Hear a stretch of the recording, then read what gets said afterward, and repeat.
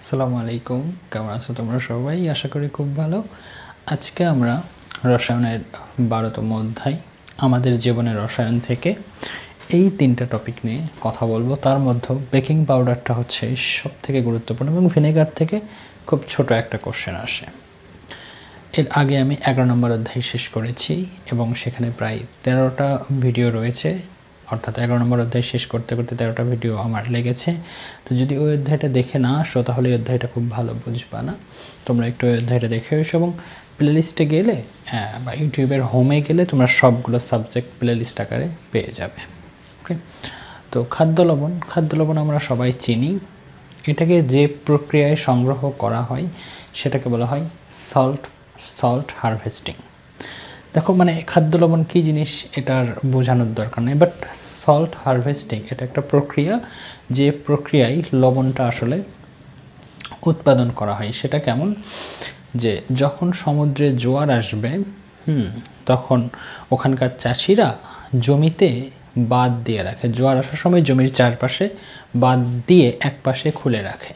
ওকে, সেই যে অংশে খোলা আছে সেই দিক দিয়ে পানি প্রবেশ করে এবং যখন পানি প্রবেশ করার পরে ওই যে অংশ খোলা রেখেছিল সেটা বন্ধ করে দেয়। ওকে, যখন জোয়ারের পানিটা নেমে যায়, যেহেতু বন্ধ করে দেওয়া রয়েছে, ওই অংশে ওই জমির ভেতরের পানি যেতে পারে না। ওই পানিটা রোদের তাপে আস্তে আস্তে শুকিয়ে যায় এবং সেখানে লবণ পাওয়া যায়। এইভাবে লবণ সংগ্রহ বা এইভাবে লবণ উৎপাদন করাকে মূলত বলা হয় সল্ট হারভেস্টিং। এখন সল্ট হারভেস্টিং প্রক্রিয়ায় যে লবণটা পাওয়া যাচ্ছে এখানে কিন্তু বালি মিশ্রিত থাকে, রাইট? অনেক খারাপ উপাদান মিশ্রিত থাকে। তখন কি করা হয়, এই লবণটুকুকে সংগ্রহ করে পানির সাথে দ্রবীভূত করা হয়। আমরা খুব ভালো করেই জানি লবণ পানির সাথে মিশে যায়। কেন মিশে যায় সেটাও আমরা আলোচনা করেছি 5 নম্বর অধ্যায়ে। তো এই মিশে যাওয়ার পরে ওর সাথে তো বালি রয়েছে, বালি তো আর মিশে যেতে পারে না, রাইট? ওই বালু তো আর মিশে যেতে পারে না। তখন এই যে লবণ মিশ্রিত পানিটাকে বালু থেকে আলাদা করে নেওয়া হয়। ওকে, লবণ মিশ্রিত পানিকে বালু থেকে আলাদা করে নেওয়ার পরে এই পানিকে, অর্থাৎ লবণ মিশ্রিত পানিকে তাপ দেওয়া হয়। তাপ দেওয়ার ফলে লবণ পাওয়া যায় এবং সেখানে আর কোনো বালু থাকে না, শুধু লবণ থাকে। তারপরে বিভিন্ন প্রক্রিয়ায় সেখানে আয়োডিন এটা সেটা মিশ্রিত করে বাজারজাত করা হয়। এটাই হলো মূলত লবণ উৎপাদন থেকে গ্রাহক পর্যায়ে যাওয়া পর্যন্ত একটা ছোটোখাটো ব্যাখ্যা। প্রশ্ন হচ্ছে লবণ আমরা কী কাজে ব্যবহার করি? প্রথমেই সেটা হচ্ছে আমরা লবণ ছাড়া কোনো খাবারই সুস্বাদু হয় না, এটা। দ্বিতীয়ত সবথেকে গুরুত্বপূর্ণ হচ্ছে আমাদের যে শরীরটা চলছে সেটা উদ্ভিদ হোক অথবা প্রাণী হোক, জীবদেহ লবণ, সেটা সোডিয়াম লবণ হোক পটাশিয়াম লবণ হোক, এই আয়নগুলো ছাড়া চলতে পারে না। সুতরাং আমাদের শরীর চলতে গেলেও লবণের দরকার। তবে আমার মতো যারা গোলটু মোলটু তাদের কাঁচা লবণ না খাওয়াই ভালো, খাবে না তা নয়, একটু কম খাওয়া ভালো। ওকে, তো এই ছিল মূলত খাদ্য লবণ নিয়ে কথাবার্তা এবং খাদ্য লবণের সংকেত আমরা সবাই জানি সোডিয়াম ক্লোরাইড। এখন আমরা বেকিং পাউডার সম্পর্কে জানব। তো বেকিং পাউডার জানার আগে খাবার সোডা বা বেকিং সোডা সম্পর্কে একটু জানা উচিত। বেকিং সোডা বা খাবার সোডার রাসায়নিক সংকেত হচ্ছে, দেখো খাবার সোডার নাম তোমরা অনেকেই জানো, বাট এগুলো প্রত্যেকেই কিন্তু একটা রাসায়নিক পদার্থ। আমরা চারিপাশে যা দেখি এগুলো কোনো না কোনো রাসায়নিক পদার্থ। তো খাবার সোডা যেটা আমরা ব্যবহার করছি তার রাসায়নিক সংকেত হচ্ছে সোডিয়াম হাইড্রোজেন কার্বনেট, বা এটার আরেকটা নাম হচ্ছে সোডিয়াম বাইকার্বনেট। এটা হচ্ছে বেকিং সোডা বা খাবার সোডা। যখন এই বেকিং সোডার সাথে বা সোডিয়াম হাইড্রোজেন কার্বনেট বা সোডিয়াম বাইকার্বনেটের সাথে টার্টারেট অ্যাসিড ব্যবহার করা হচ্ছে তখন সেটাই হয়ে যাচ্ছে বেকিং পাউডার। যখন সোডিয়াম বাইকার্বনেটের সাথে টার্টারিক অ্যাসিড ব্যবহার করা হচ্ছে তখন সেটাকেই আমরা বলছি বেকিং পাউডার। অর্থাৎ সোডিয়াম বাইকার্বনেটকে আমরা বলছি বেকিং সোডা বা খাবার সোডা, কিন্তু যখন সোডিয়াম বাইকার্বনেটের সাথে টার্টারিক অ্যাসিড ব্যবহার করা হচ্ছে তখন তার নাম হচ্ছে বেকিং পাউডার। প্রশ্ন হচ্ছে এটা কিভাবে উৎপাদন করা হয় এবং এর কাজটাকে সমগ্র প্রক্রিয়া আমরা দেখব। তবে শুরু করা যাক কিভাবে এটা উৎপাদন করা হয়। প্রথমে মূলত করা হয় যে সোডিয়াম ক্লোরাইড এবং পানির একটা সম্পৃক্ত দ্রবণ তৈরি করা হয়। সোডিয়াম ক্লোরাইড এবং পানি একটা সম্পৃক্ত দ্রবণ। প্রশ্ন হচ্ছে সম্পৃক্ত দ্রবণ কাকে বলে? পানির মধ্যে ঠিক যতটুকু লবণ দ্রবীভূত হতে পারবে ঠিক ততটুকু লবণ দিয়েই একটা দ্রবণ তৈরি করাকে বলা হয় সম্পৃক্ত দ্রবণ। যদি বুঝে না থাকো আমি ক্লিয়ার করছি। তুমি ধরো 1 লিটার পানি নিয়েছো, 1 লিটার পানির মধ্যে কি 2 কেজি পানি দ্রবীভূত হতে 2 কেজি লবণ দ্রবীভূত হতে পারবে না। 1 লিটার পানির মধ্যে ঠিক যতটুকু লবণ দ্রবীভূত হতে পারে, ঠিক যতটুকু লবণ গলে যেতে পারে, ঠিক ততটুকু লবণ দিয়েই একটা দ্রবণ তৈরি করাকে বলা হয় সোডিয়াম ক্লোরাইডের সম্পৃক্ত দ্রবণ। প্রথমে যেটা করা হয়, সোডিয়াম ক্লোরাইড এবং পানি দিয়ে একটা সোডিয়াম ক্লোরাইডের সম্পৃক্ত দ্রবণ তৈরি করা হয়। ওই সম্পৃক্ত দ্রবণের মধ্যে অ্যামোনিয়া গ্যাস চালনা করা হয়। এরপর ওই যেই দ্রবণের মধ্যে অ্যামোনিয়া গ্যাস চালনা করা হচ্ছে সেখানে আবার কার্বন ডাইঅক্সাইড গ্যাস চালনা করা হয়। এরপরে যে ব্যাপারটা হয়, কার্বন ডাইঅক্সাইড, অ্যামোনিয়া এবং ওই যে পানি ছিল যেখানে আমরা লবণ তৈরির সময় যে সম্পৃক্ত দ্রবণ তৈরির সময় যে পানিটা ব্যবহার করেছিলাম, ওই পানি, এই তিনটা মিলিয়ে তৈরি হয় অ্যামোনিয়াম বাইকার্বনেট। আমি আবারও বলছি যে প্রথমে সোডিয়াম ক্লোরাইডের একটা সম্পৃক্ত দ্রবণ তৈরি করা হয়, ওই দ্রবণের মধ্যে অ্যামোনিয়া গ্যাস চালনা করা হয়। একটু পরে যখন অ্যামোনিয়া গ্যাস দ্বারা আবার সম্পৃক্ত হয়ে যাবে তখন সেখানে কার্বন ডাইঅক্সাইড গ্যাস চালনা করা হয়। এই অ্যামোনিয়া, কার্বন ডাইঅক্সাইড এবং পানি, কার্বন ডাইঅক্সাইড, অ্যামোনিয়া এবং পানি, এই তিনটা মিলিয়ে কি তৈরি করে? Ammonium bicarbonate. আমাদের তৈরি করার কথা ছিল সোডিয়াম বাইকার্বনেট, কিন্তু কি তৈরি হয়ে আছে? Ammonium bicarbonate. তাহলে এই অ্যামোনিয়ামকে আমার কি করিয়ে দিতে হবে? উঠিয়ে দিতে হবে। এটা কিন্তু এটা প্লাস আর এটা হয়ে আছে minus, right? Ammonium plus bicarbonate minus, এতটুকু অ্যাটলিস্ট আমরা জানি। এখন আমার কথা হচ্ছে ওটাকে উঠিয়ে আমার কাকে বসাতে হবে? সোডিয়ামকে বসাতে হবে। এখন ওটাকে কে উঠাতে পারবে? একটু চিন্তা করো যে ওটাকে যদি আমরা ক্লোরিন ব্যবহার করি তাহলে এ প্লাস আর ক্লোরিন কি হবে? মাইনাস, এবং অ্যামোনিয়াম ক্লোরাইড হয়ে যাবে। আর ওখানে কাকে বসাতে হবে? সোডিয়াম। তাহলে সিম্পলি যদি আমরা অ্যামোনিয়াম বাইকার্বনেটের সাথে সোডিয়াম ক্লোরাইড দিই তাহলে কি হবে? যেহেতু এটা মাইনাস, এই সোডিয়াম বসে যাবে ওখানে আর এই অ্যামোনিয়াম চলে যাবে ক্লোরিনের সাথে। এতে করে তৈরি হবে সোডিয়াম বাইকার্বনেট এবং অ্যামোনিয়াম ক্লোরাইড, রাইট? আমাদের তৈরি হয়ে গেল কি? সোডিয়াম বাইকার্বনেট খাবার সোডা বা বেকিং সোডা। এই খাবার সোডার সাথে এখন আমরা কি করব? টার্টারিক অ্যাসিড যোগ করে দেব। টার্টারিক অ্যাসিড যোগ করে দিলে এই উৎপন্ন পদার্থের নাম হচ্ছে সোডিয়াম টার্টারেট, কার্বন ডাইঅক্সাইড এবং পানি। আমার এটারও দরকার নাই, এটারও দরকার নেই, দরকার হচ্ছে মূলত কোনটার? এটা। এই কার্বন ডাইঅক্সাইড দেখো এগুলো কার মধ্যে ছিল? এগুলো কিন্তু আমরা এই যে দ্রবণটা ছিল না, এই যে এটা আমরা কার সাথে মিশাই? ময়দার সাথে মিশিয়ে দিই। ময়দার সাথে যখন মিশিয়ে দেব এই দুটো বিক্রিয়া করে কি তৈরি করছে? Carbon dioxide. কার্বন ডাইঅক্সাইড কি থাকবে নাকি উড়ে চলে যাওয়ার চেষ্টা করবে? উড়ে যাওয়ার চেষ্টা করবে। যখন কার্বন ডাইঅক্সাইড ওই ময়দার মধ্যে থেকে উড়ে যাওয়ার চেষ্টা করে বা বের হয়ে যায় তখন ময়দাটাকে সে ফুলিয়ে দিয়ে যায়। এই কারণেই কেক বা রুটি ফুলে যায়। এটা ছিল মূলত ল্যাবগুলোতে যেভাবে কার্বন ডাইঅক্সাইড বা সোডিয়াম টার্টারেট বা বেকিং সোডা প্রস্তুত করা হয়। কিন্তু যখন আমরা শিল্প কারখানায় বা বাসাবাড়িতে রুটি বা কেক বানানোর কাজ করি তখন আসলে এইভাবে এই সকল এত রাসায়নিক উপাদান দিয়ে এটা করাই হয় না। সেখানে ইস্ট নামক একটি ছত্রাক ব্যবহার করা হয়। ইস্ট আসলে কি? এক ধরনের এককোষী ছত্রাক, যেটা বাসাবাড়িতেও তৈরি করা যায়। হয়তো একটু ময়দা লাগবে, একটু চিনি লাগবে, এই সব। তো এটা তো আর আসলে রান্নার ক্লাস নয়, তাই না? তো ইস্ট এক ধরনের ছত্রাক, ওকে। এই একটা চিনির দ্রবণ তৈরি করা হয়। প্রথমে একটা চিনির দ্রবণ তৈরি করে সেখানে ইস্ট মেশানো হয়, চিনির দ্রবণ তার সাথে ইস্ট, এবং এই দ্রবণটা আটার সাথে মাখানো হয়, মাখিয়ে রোদে শুকাতে দেওয়া হয়, ওকে। এখন রোদে শুকালে সেখানে একটা শ্বসন ঘটে, সবাত শ্বসন ঘটে। বায়োলজি ক্লাসে সেটা তোমাদের আছে।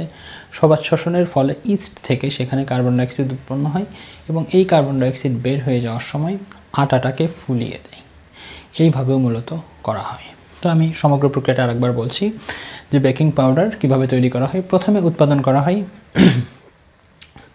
সোডিয়াম বাইকার্বনেট বা বেকিং সোডা, ওকে। এটা কিভাবে করা হচ্ছে? প্রথমে সোডিয়াম ক্লোরাইডের একটা জলীয় সম্পৃক্ত দ্রবণ তৈরি করা হয়। সেই সম্পৃক্ত দ্রবণের মধ্যে অ্যামোনিয়ার পরে তোমার কার্বন ডাইঅক্সাইড। এতে করে অ্যামোনিয়া, কার্বন ডাইঅক্সাইড এবং পানি মিলিয়ে অ্যামোনিয়াম বাইকার্বনেট তৈরি করা হয়। তারপরে এই অ্যামোনিয়ামকে প্রতিস্থাপন করার জন্য আমরা নিয়ে আসি সোডিয়াম ক্লোরাইড। এই সোডিয়াম এখানে বসে আর ক্লোরিনের এই অ্যামোনিয়াম ক্লোরিনের সাথে উঠে গিয়ে সোডিয়াম ক্লোরাইড তৈরি করে আর সোডিয়াম বাইকার্বনেট। এটা তৈরি হয়ে গেল আমাদের বেকিং সোডা। এই বেকিং সোডার সাথে টার্টারিক অ্যাসিড দিয়ে সোডিয়াম টার্টারেট, কার্বন ডাইঅক্সাইড এবং পানি উৎপন্ন করা হয়। এই কার্বন ডাইঅক্সাইড মূলত যখন আটার মধ্য থেকে বের হয়ে যাবে তখন আটাটাকে ফুলিয়ে দিয়ে যাবে। ওকে, এবং যখন বাসাবাড়িতে এবং শিল্প কারখানায় রুটি বা কেক ফোলানোর কাজে ব্যবহার করা হয় তখন আসলে এভাবে করা হয় না, তখন ইস্ট নামক একটা ছত্রাক ব্যবহার করা হয়। ইস্ট কী প্রক্রিয়ায় কাজ করে? ইস্ট প্রথমে একটা চিনির দ্রবণ তৈরি করা হয়, তার মধ্যে ইস্ট মেশানো হয়, তার সাথে আটা মাখানো হয়। এতে করে এরপরে আটাটাকে কী হয়, রোদে শুকাতে দেওয়া হয়। ওকে, ওর মধ্যে যে ইস্টটা থাকে সেটার একটা সবাত শ্বসন হয়, এক ধরনের বিক্রিয়া হয়। এতে করে সেখান থেকে কার্বন ডাইঅক্সাইড উৎপন্ন হয় এবং কার্বন ডাইঅক্সাইড বের হয়ে যাওয়ার সময় আটাটাকে ফুলিয়ে দিয়ে বের হয়ে যায়। এই ছিল মূলত বেকিং পাউডার সম্পর্কে বিস্তারিত। এখন আমরা সিরকা বা ভিনেগার কী জিনিস সে ব্যাপারে কথা বলব। ভিনেগারের নাম আমরা অনেকেই শুনে থাকি, এটা খাদ্যদ্রব্য সংরক্ষণ করার জন্য ব্যবহার করা হয়। সিরকা বা ভিনেগার কি বলা হচ্ছে? ইথানোয়িক অ্যাসিডের 4 থেকে 10% জলীয় দ্রবণকে ভিনেগার বা সিরকা বলে। ইথানোয়িক অ্যাসিড 11 নম্বর অধ্যায় থেকে আমরা দেখে এসেছি, বলা হচ্ছে ইথানোয়িক অ্যাসিডের 4 থেকে 10% জলীয় দ্রবণ। এর মানে কি? এর মানে হচ্ছে তুমি যদি 100 লিটার ভিনেগার তৈরি করো, আমি আবারও বলছি, তুমি যদি 100 লিটার ভিনেগার তৈরি করো তাহলে তার মধ্যে 4 লিটার, সাপোজ তুমি কি করবা, 100 লিটারের একটা ভিনেগার তৈরি হবে, তার মধ্যে যদি 4 লিটার ইথানোয়িক অ্যাসিড দাও তাহলে সেটা হয়ে গেল ভিনেগার। অথবা 5 লিটার ইথানোয়িক অ্যাসিড দাও, সেটাও ভিনেগার। যদি 6 লিটার দাও, এভাবে যদি 10 লিটার পর্যন্ত দাও সেটা ভিনেগার হবে। ওকে, এটাই মূলত বলা হয় ইথানোয়িক অ্যাসিডের 4 থেকে 10% জলীয় দ্রবণ। 100 লিটারের মধ্যে 4 থেকে 10 লিটার যদি ইথানোয়িক অ্যাসিড থাকে, 100 লিটার একটা দ্রবণ, তার মধ্যে যদি 4 থেকে 10 লিটার ইথানোয়িক অ্যাসিড থাকে তাহলেই সেটা হচ্ছে আসলে ভিনেগার। প্রশ্ন হচ্ছে এটা কিভাবে তৈরি করা হয়? এটা তৈরি কিচ্ছু নয়, আমাকে আসলে ইথানোয়িক অ্যাসিড তৈরি করতে হবে এবং তার মধ্যেও পানি দিতে হবে। ওকে, দ্যাটস ইট। 4 লিটার যদি আমি ইথানোয়িক অ্যাসিড দিই তাহলে 96 লিটার দেবো পানি, হয়ে গেল আমার ইথানোয়িক অ্যাসিড। অথবা আমি 5 লিটার যদি ইথানোয়িক অ্যাসিড দিই 95 লিটার দেবো আমি পানি, হয়ে গেল ইথানোয়িক অ্যাসিড, কারণ 4 থেকে 10%। ওকে, কীভাবে তৈরি করা হচ্ছে? প্রথমে অ্যালকোহল, এটা কি ইথানল, ইথানলের সাথে অক্সিজেন, অ্যাসিডোব্যাক্টার একটা এনজাইম, যে কি করে, সে এই অক্সিজেনকে এইটার সাথে যুক্ত হতে সাহায্য করে। কারণ আমার লাগবে ইথানোয়িক অ্যাসিড, ইথানোয়িক অ্যাসিড বা অ্যাসিডের তোমার ইয়েটা কি, যে তোমার মূলকটা কি, COOH, এখানে কয়টা অক্সিজেন আছে? একটা অক্সিজেন, মানে অক্সিজেন কী করতে হবে? যুক্ত করতে হবে। তো অ্যাসিডোব্যাক্টার এমন একটা এনজাইম যে অক্সিজেনকে ইথানল বা অ্যালকোহলের সাথে যুক্ত করতে সাহায্য করে এবং আমাদের তৈরি হয় মূলত ইথানোয়িক অ্যাসিড। এর ভেতরে আমরা প্রয়োজন মতো পানি দিয়ে ইথানোয়িক অ্যাসিড তৈরি করব। এখন কথা হচ্ছে এটা কিভাবে খাদ্যদ্রব্য সংরক্ষণ করে। তার আগে জানতে হবে খাদ্যদ্রব্য পচে কীভাবে। খাদ্যদ্রব্য মূলত পচে যায় ব্যাকটেরিয়ার আক্রমণের কারণে, এবং অ্যাসিডের একটা ধর্ম বা H+ আয়নের একটা ধর্ম আছে, সে ব্যাকটেরিয়াকে নষ্ট করতে পারে। যেহেতু খাদ্যদ্রব্য ব্যাকটেরিয়ার কারণে নষ্ট হয়ে যায় আর H+ আয়নের একটা ধর্ম আছে, সে ব্যাকটেরিয়াকে নষ্ট করতে পারে, তার মানে হচ্ছে ব্যাকটেরিয়া উৎপাদন হতে পারবে না বা নষ্ট করে দেবে ব্যাকটেরিয়াকে, খেয়ে ফেলবে ব্যাকটেরিয়াকে, সুতরাং খাদ্যদ্রব্য বেঁচে যাবে। এখন H+ আয়নকে আমরা এটা থেকে পাবো? হ্যাঁ পাবো। প্রশ্ন হচ্ছে কেন পাবো? কারণ প্রত্যেকটা অ্যাসিডের ধর্মই হচ্ছে সে পানির মধ্যে H+ আয়ন ছেড়ে দেয়। আচার তো আর শুকনো হয় না, তার মধ্যে তো কিছু পরিমাণ পানি থাকেই। এবং এমনকি আমরা যে ইথানোয়িক অ্যাসিডটা তৈরি করছি সেখানেই প্রচুর পরিমাণ পানি আছে। তার মানে ইথানোয়িক অ্যাসিড যখন আমরা পানির মধ্যে দিচ্ছি সেখানে প্রচুর পরিমাণ H+ আয়ন তৈরি হচ্ছে, যদিও ইথানোয়িক অ্যাসিডের ক্ষেত্রে খুব কম হয়। জাস্ট বোঝানোর জন্য বলছি যে অবশ্যই সেখানে H+ আয়ন আছে। ওই H+ আয়নগুলো কী করবে? ব্যাকটেরিয়াকে নষ্ট করে ফেলবে এবং খাদ্যদ্রব্যকে সংরক্ষণ করবে। এটাই মূলত, কারণ এটা তো অ্যাসিড, এটা পানির সাথে বিক্রিয়া করে H+ আয়ন দান করবে, সেই H+ আয়ন ব্যাকটেরিয়াকে নষ্ট করবে, সুতরাং আমাদের খাদ্যদ্রব্য সংরক্ষিত হবে। এই ছিল মূলত হচ্ছে সিরকা বা ভিনেগারের কথাবার্তা। এরপর হচ্ছে কমল পানীয়। কমল পানীয় কোনগুলো? RC বলো, 7 আপ বলো, কোকাকোলা বলো, যাই বলো না কেন, এগুলো হচ্ছে মূলত কমল পানীয়। প্রশ্ন হচ্ছে এগুলো কিভাবে তৈরি করা হয়। ওকে, খুব সহজ প্রক্রিয়া। পানি, তার সাথে দেওয়া হয় কার্বন ডাইঅক্সাইড। পানি এবং কার্বন ডাইঅক্সাইড নিয়ে প্রচুর পরিমাণ চাপ দেওয়া হয়। চাপ দেওয়ার ফলে এখান থেকে তৈরি হয় H2CO 3, এটার নাম হচ্ছে কার্বনিক অ্যাসিড। কার্বোলিক নয়, এটা কার্বনিক অ্যাসিড। ওকে, এই কার্বনিক অ্যাসিড, এখন প্রশ্ন হচ্ছে এটা আমরা কেন খাই, এটার প্রয়োজনীয়তা কোথায়? এখন ব্যাপার হচ্ছে যে আমরা যখন রিচ ফুডগুলো খেয়ে থাকি, পোলাও, কোরমা, এই হাবিজাবি যখন খেয়ে থাকি, এগুলো সব এই জাতীয় খাবার সবগুলো হচ্ছে ক্ষার জাতীয় পদার্থ, সবই ক্ষার জাতীয় পদার্থ। তো এই জাতীয় খাবার খাওয়ার পর পেটের যে পরিবেশটা, পাকস্থলীর যে পরিবেশটা, সেটা খুব ক্ষারীয় হয়ে যায়, এবং ক্ষারীয় পরিবেশে পাকস্থলী খুব ভালো কাজ করতে পারে না। তো পাকস্থলীকে একটা অম্লীয় পরিবেশ দেওয়া দরকার, বা একটা নিরপেক্ষ পরিবেশ দেওয়া দরকার। ক্ষার, অ্যাসিড এবং ক্ষার বিক্রিয়া করে কী হয়? পানি এবং লবণ, দ্যাট মিন্স নিরপেক্ষ হয়ে যায়। তো যখন এই খাবারগুলো খাওয়ার পর পেটের পরিবেশটা ক্ষারীয় হয়ে যায়, তখন আমরা H2CO3, এটার নাম কি? Carbonic acid. আমার পেটের মধ্যে ক্ষার আর যাচ্ছে অ্যাসিড, এই দুটো মিলে বিক্রিয়া করে পেটের যে ক্ষারত্ব ভাবটা ছিল, যে ক্ষারীয় ভাবটা ছিল, সেই ক্ষারীয় ভাবটা নষ্ট করে দেয় এবং হজম প্রক্রিয়ায় একটু সহযোগিতা করে। ওকে, এই হচ্ছে মূলত কার্বনিক অ্যাসিড বা কোমল পানীয়র ভূমিকা। অনেকে খালি পেটে খেয়ে থাকো, অনেকে হয়তো মাছ ভাত খাওয়ার পরে কোকা-কোলা খাও বা 7 আপ খাও, এটা ঠিক নয়। তুমি যখন রিচ ফুডগুলো খাবা বা ক্ষারীয় যে খাবারগুলো আছে সেগুলো যখন খাবা, তখন তুমি এটা খেতে পারো। আদারওয়াইজ যদি অন্য সময় খাও, এছাড়া যদি অন্য সময় তুমি খাও, তাহলে তোমার ক্ষতি হবে, লাভ হবে না। ওকে, তো এই ছিল মূলত আজকের টপিক। আশা করি তোমরা সম্পূর্ণ টপিক বুঝতে পেরেছো। যদিও একটু আজকে পড়াতে আমার নিঃশ্বাস নিতে কেন জানি কষ্ট হচ্ছে, একটু আনইজি ফিল করতেছি, তো আমি চেষ্টা করছি তারপরে আমার জায়গা থেকে বোঝানোর। ভালো থেকো তোমরা সবাই, দেখা হচ্ছে পরবর্তী ভিডিওতে। আসসালামু আলাইকুম।